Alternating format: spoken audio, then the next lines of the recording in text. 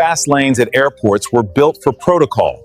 Some were converted into covert corridors by those who knew how to manipulate access. Today, we test that record against the title Top 10 African VIP Airport Smuggling Since the 90s and follow the evidence with discipline. This ranking uses court records, FBI and Interpol notices, UNODC, Transparency International indexes, IMF datasets, World Bank Stolen Asset Recovery, known as SDAR, and verified investigative journalism from ICIJ.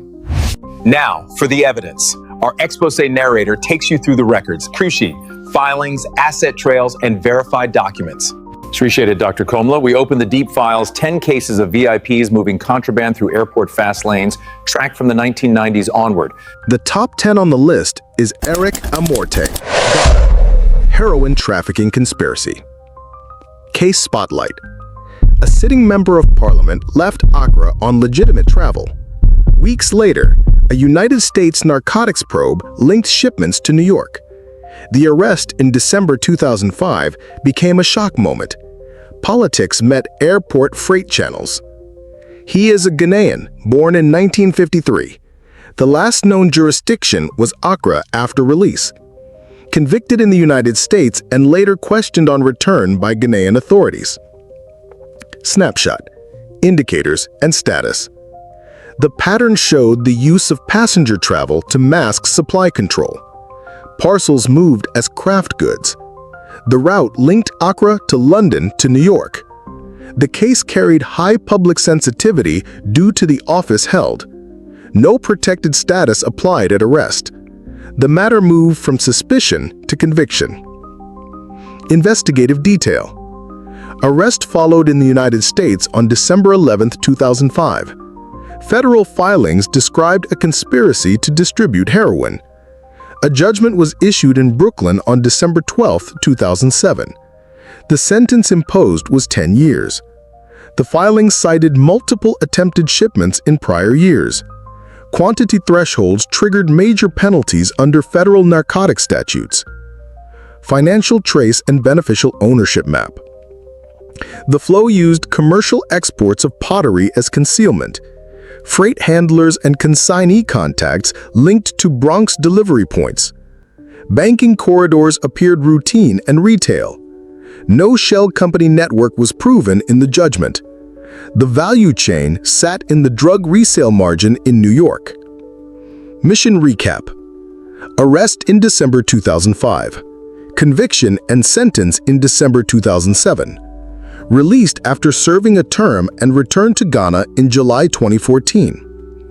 Statutory range under United States narcotics law for the charged quantity was 10 years to life imprisonment. National context. Ghana's main gateway handles high volumes and transit connections. Manual screening and risk profiling improved through later reforms. Parliamentary oversight and public pressure rose after the case. Cooperation with foreign agencies became more structured. Asset recovery and sanction status. United States proceedings focused on imprisonment. Ghanaian asset actions were explored but remained limited in outcome. No international sanctions list entry is recorded for this case. Gap clarifier.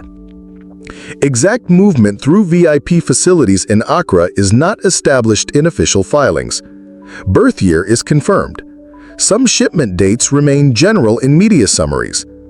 Asset confiscation outcomes within Ghana are unclear in official notices.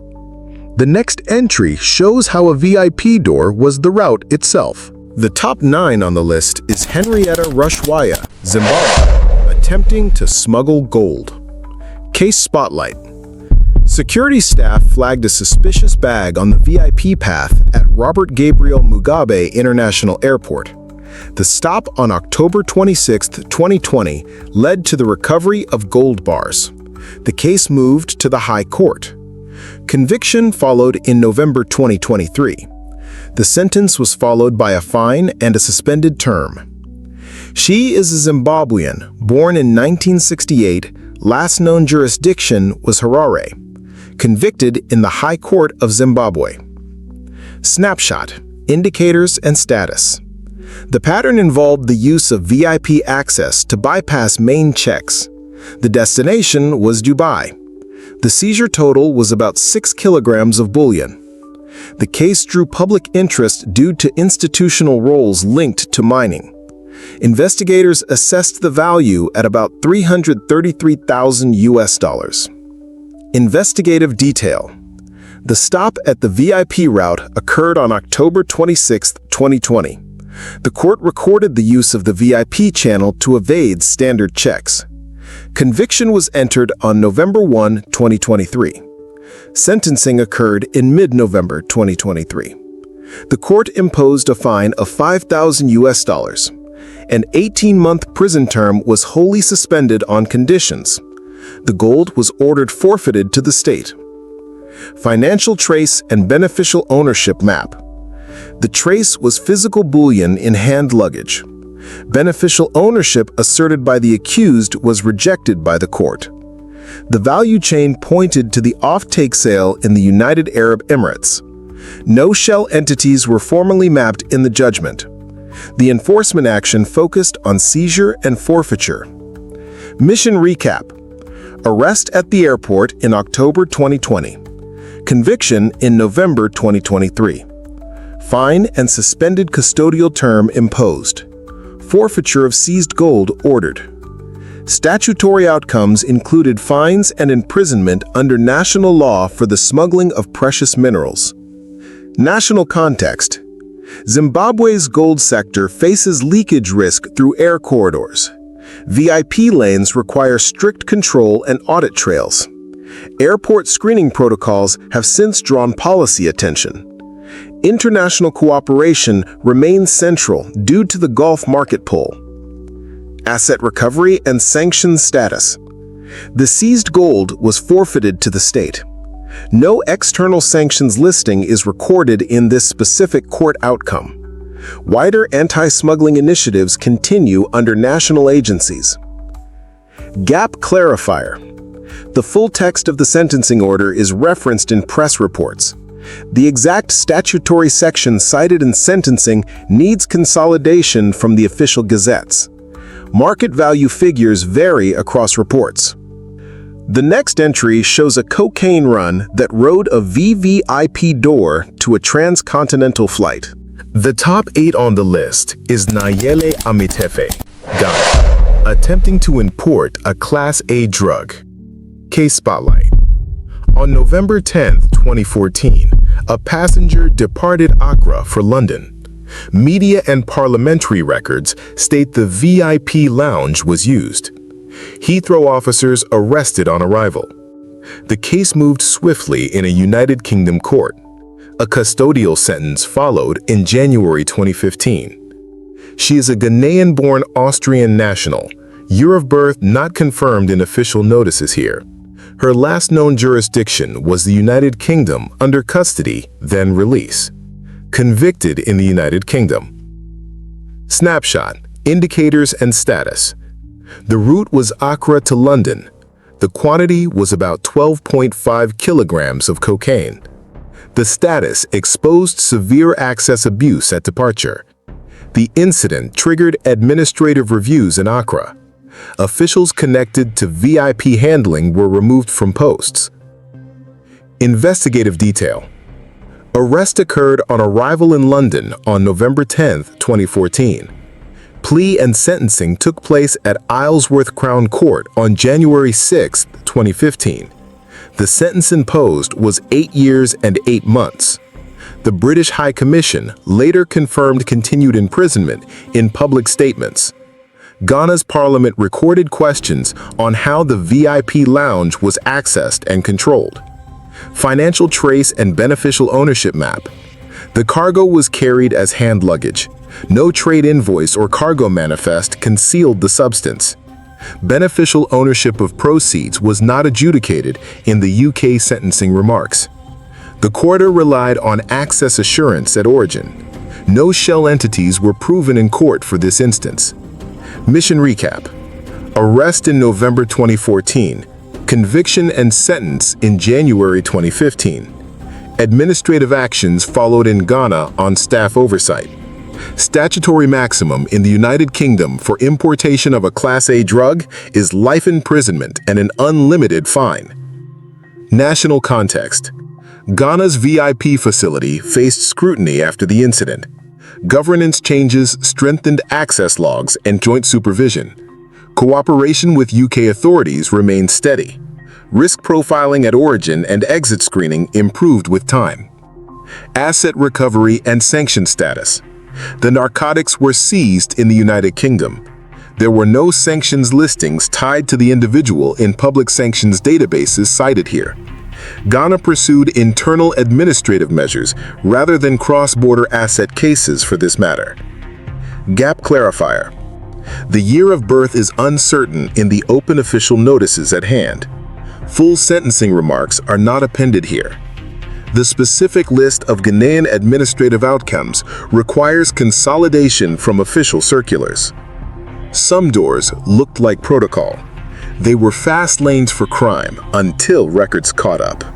The top 7 on the list is Teodoro Obiang Mangwe, Equatorial Guinea, non-declaration of currency and luxury goods. Case Spotlight. Federal police at Viracopos Airport in Campinas stopped a private arrival on 15 September 2018. Agents opened luggage and counted the bulk cash. They logged high-end watches with factory serials. The seizure crossed $16 million in value. The stop showed how prestige travel can mask undeclared cargo.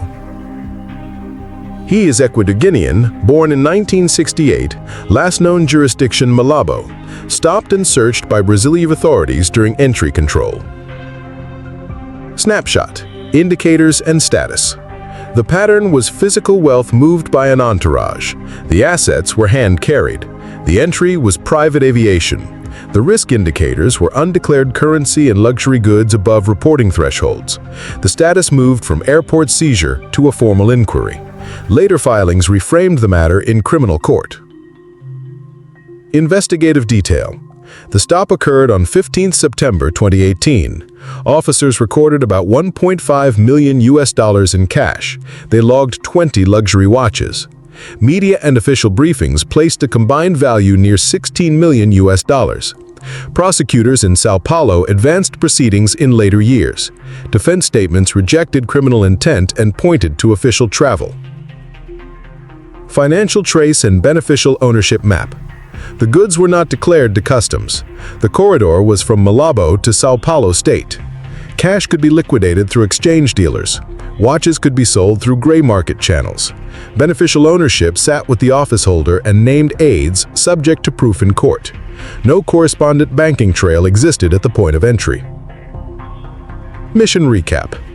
Airport seizure in September 2018. Materials moved into prosecutorial review.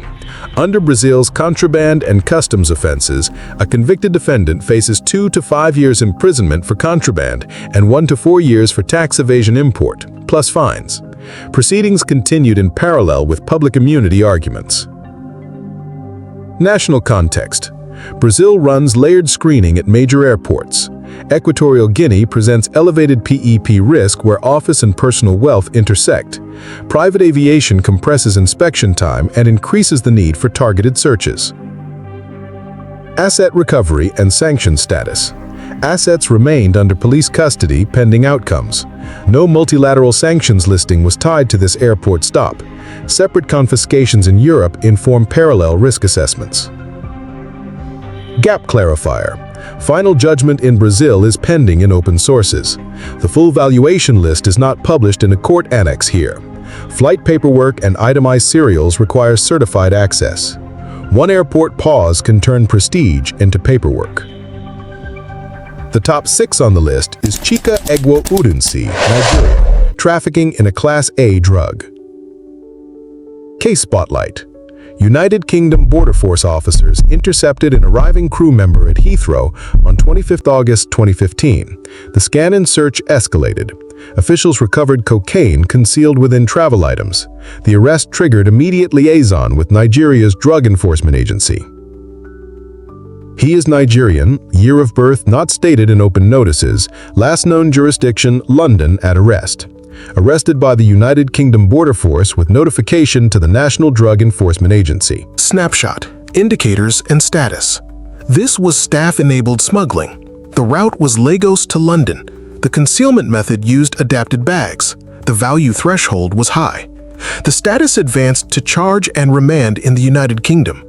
Nigerian agencies opened a mirror probe on the departure side. Investigative detail. The arrest occurred on 25 August 2015. UK officers reported a high-value cocaine seizure. Nigerian authorities announced that about 20 kilograms were recovered, tested, and logged. Airline statements confirmed cooperation and internal checks. Prior incidents involving airline staff increased pressure for a full audit of crew channels. Financial trace and beneficial ownership map. The model relied on crew access to reduce screening. The next step after arrival would be a hotel handoff or a curbside transfer. Beneficial ownership likely sat with a foreign syndicate cell. The courier role was compartmentalized. Upstream financiers were not named in public filings. Mission recap. Arrest and seizure in August 2015. Parallel interviews and asset checks on the Lagos side.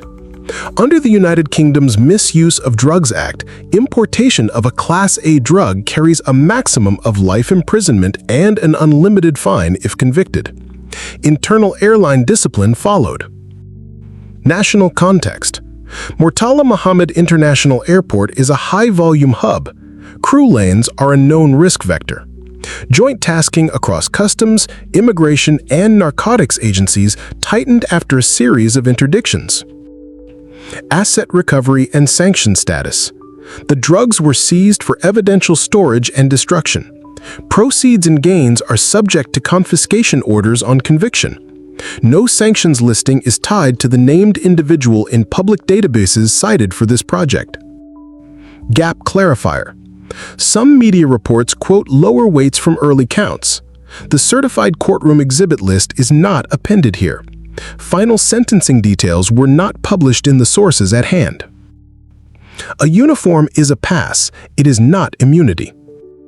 The top 5 on the list is Abdullah Ali Saeed, Kenya, smuggling of gold. Case spotlight. Customs in Mumbai acted on hotel surveillance near Chhatrapati Shivaji on 12 February 2018. Officers detained a Kenya Airways crew member who had just arrived off a Nairobi flight. The search found gold bars packed into a waist belt and knee supports. A collector linked to the delivery was held the same day. He is Kenyan, year of birth not stated in open notices, last known jurisdiction Mumbai during arrest. Arrested by Indian Customs with an airline confirmation of cooperation. Snapshot, indicators, and status. This was an insider movement. The commodity was gold. The packaging used wearable braces to avoid X-ray profiles. The assessed weight was 23 kilograms. The intended handoff was a hotel room. Case status moved into charge sheets under customs and precious metals laws. Investigative detail. The arrest occurred on 12 February 2018. Indian officials described the seizure as one of the largest involving airline staff in that city. A named accomplice waited to receive the consignment. Airline statements confirmed the crew member's detention and pledged full assistance. Local valuations placed the haul near $1 million at the time. Financial trace and beneficial ownership map. The corridor was from Nairobi to Mumbai. The exit point indicated a Nairobi supplier. The end market was India's grey bullion trade. Beneficial ownership above the courier and collector was not disclosed. A refinery or jewelry wholesaler would have completed liquidation. Mission recap. Arrest and seizure were completed the same day. Under India's Customs Act, illegal import of gold at this scale can attract up to 7 years imprisonment and fines if convicted. The seized metal remains subject to confiscation on conviction. National context. India's demand and duty differentials create sustained pull factors. Airline staff privileges reduce friction on the airside. Kenya and India increased intelligence sharing on repeat routes after this case. Asset recovery and sanction status. The gold moved into the customs disposal pipeline. Courts order confiscation and government auction after conviction. No sanctions listing is tied to the named individual in public sanctions registers used in this project. Gap clarifier. Final court judgment is not available in open archives. The Nairobi supply chain is not identified. The financier layer remains unconfirmed. Crew lanes were built for speed. They became a corridor for metal. The top 4 on the list is Alia Blamini, South Africa, trafficking in a Class A drug. Case spotlight.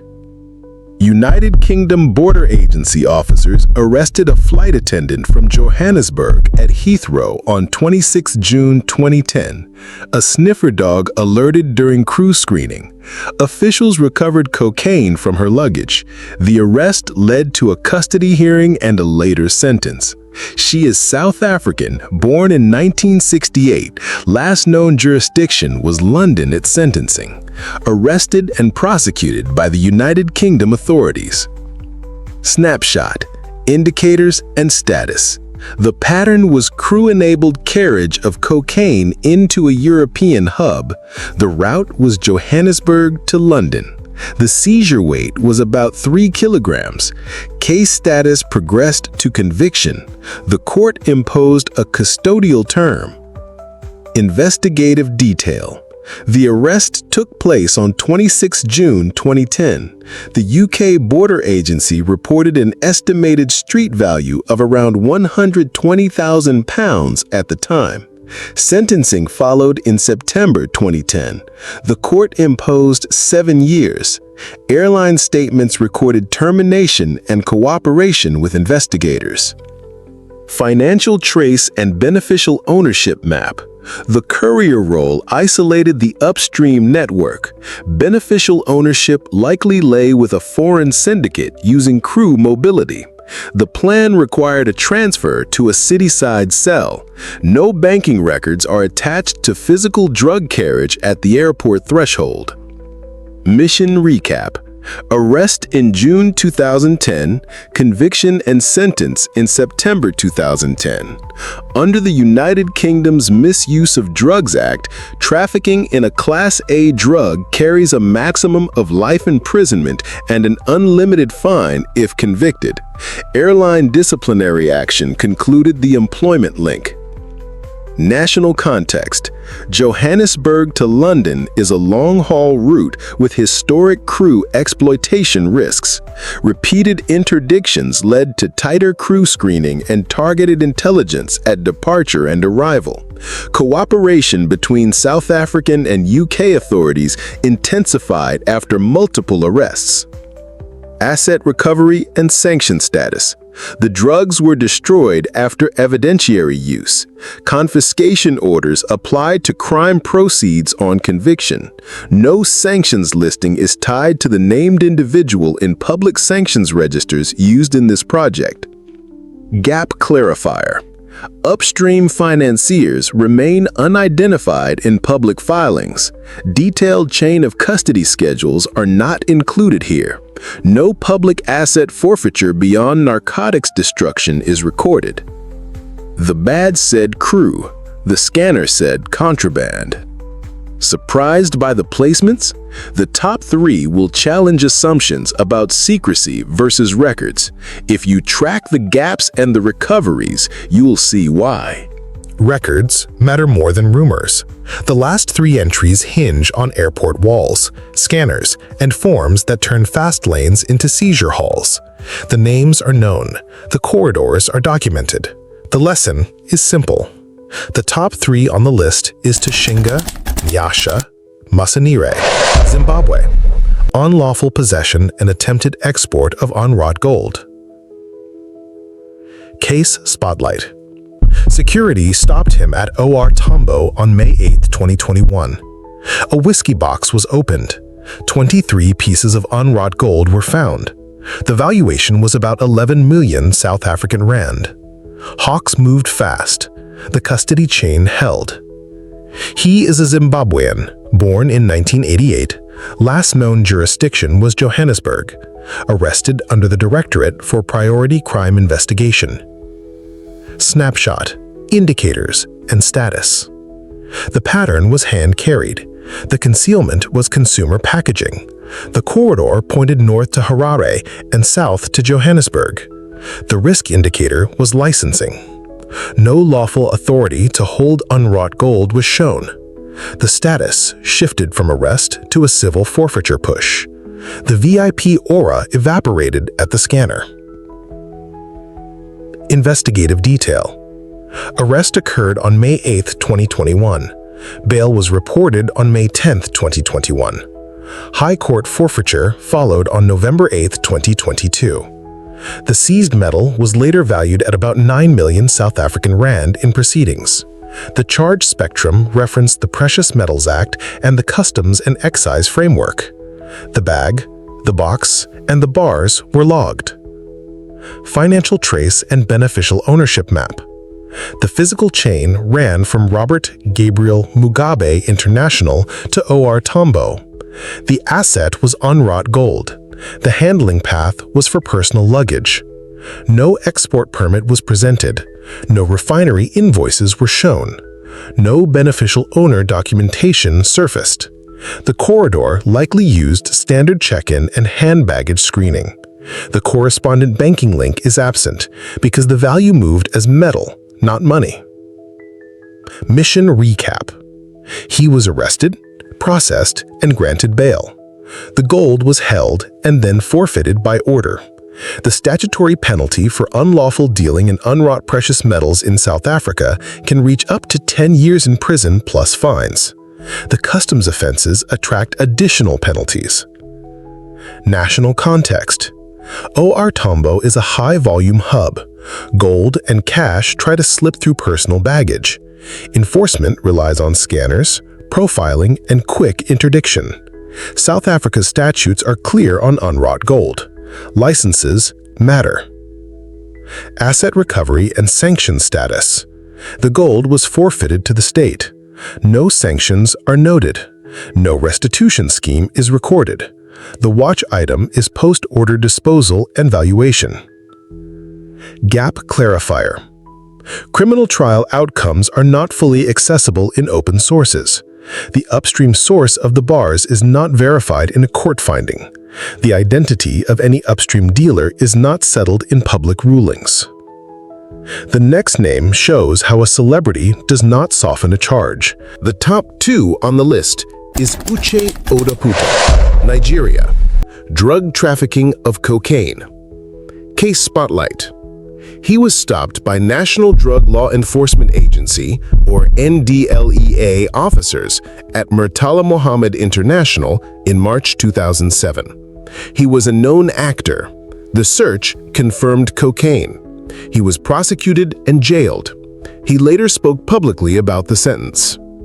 He was a Nigerian, born in 1969. Last known jurisdiction was Port Harcourt. Arrested under the NDLEA. Snapshot, indicators and status. The indicator was a known outbound route. The method was body concealment and personal carriage.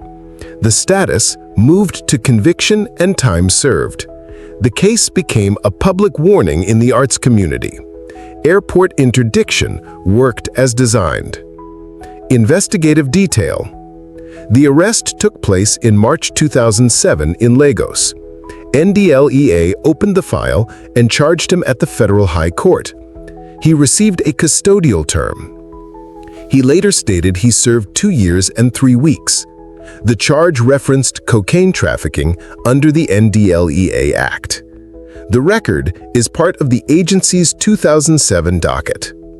Financial trace and beneficial ownership map. The value moved as narcotics, not money. No bank trail.